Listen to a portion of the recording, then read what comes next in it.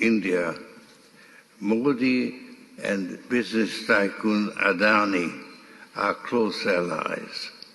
Their fate is intertwined. Adani Enterprises tried to raise funds in the stock market but failed. Adani is accused of stock manipulation and his stock collapsed like a house of cards. Modi is silent on the subject, but he will have to answer questions from foreign investors and in Parliament. This will significantly weaken Modi's stranglehold on India's federal government and open the door to push for much-needed institutional reforms. I may be naive, but I expect a democratic revival in India. This was George Soros at the recent Munich Security Conference, an annual event organized on global security issues. The billionaire philanthropist said he believes the turmoil at Gautam Adani's business empire may weaken Prime Minister Narendra Modi's hold on the government. He has since been in the eye of the storm. His statements against PM Modi were termed by the BJP as an attempt to weaken the democratic processes of India and an attack on India itself. India's External Affairs Minister Dr. S. Jaishankar slammed Soros and said he is an old, rich, opinionated and dangerous person sitting in New York who thinks that his views should determine how the entire world works. Essentially, Mr. Soros said India is a democratic country, but he doesn't think the Prime Minister of India is a Democrat.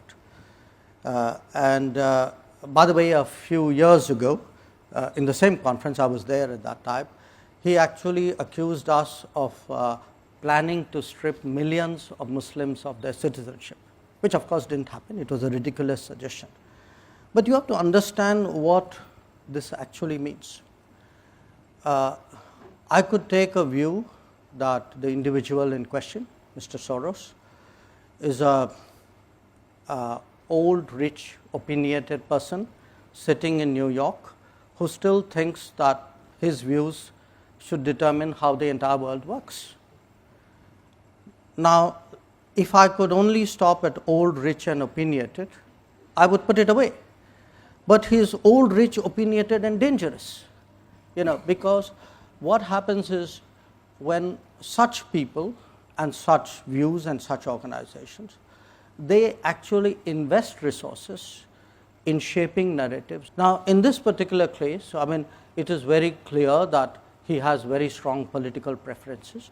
He actually thinks that, doesn't matter that this is a country of 1.4 billion people, we are almost there, whose voters decide how the country should run. He actually thinks, well, if, and again, I cite him as an extreme example, okay? But there are other, manifestations of this in different countries, where people like him think an election is good if the person we want to see wins. If the election throws up a different outcome, then we actually will say it's a flawed democracy. George Soros is a Hungarian-born American financier, philanthropist and activist whose success as an investor made him one of the wealthiest men in the world. He is also known as a powerful and influential supporter of liberal social causes.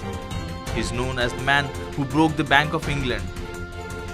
Reports suggest that for years he has been funding millions to promote leftist views.